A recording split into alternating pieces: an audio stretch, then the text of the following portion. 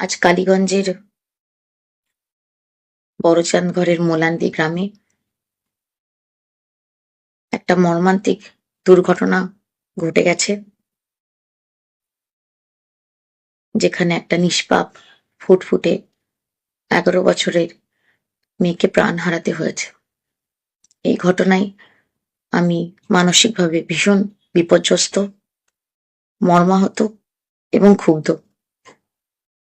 আমি প্রশাসনের সঙ্গে কথা বলেছি,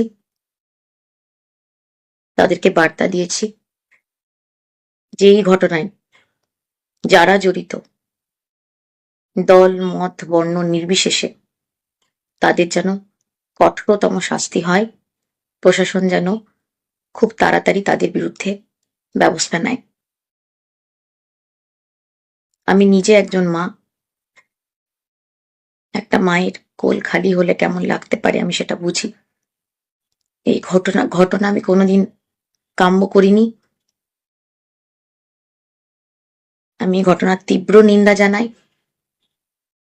এবং আমি ভীষণভাবে ক্ষুব্ধ।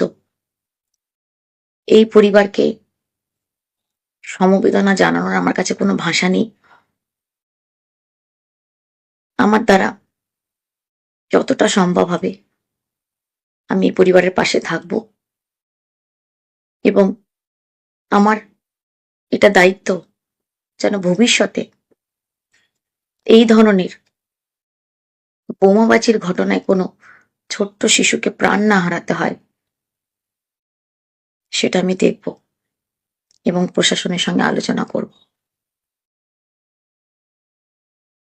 আমি আরো একবার আপনাদের সকলকে জানাতে চাই, আমি গভীরভাবে মর্মাহত এবং এই ঘটনার আমি তীব্র নিন্দা জানাই এবং এইটুকু আশ্বাস আপনাদের দিতে চাই, প্রশাসনের সঙ্গে কথা বলে যারা এই ঘটনার সাথে যুক্ত তাদের কঠোরতম যেন শাস্তি হয়, আমি তার চেষ্টা করব।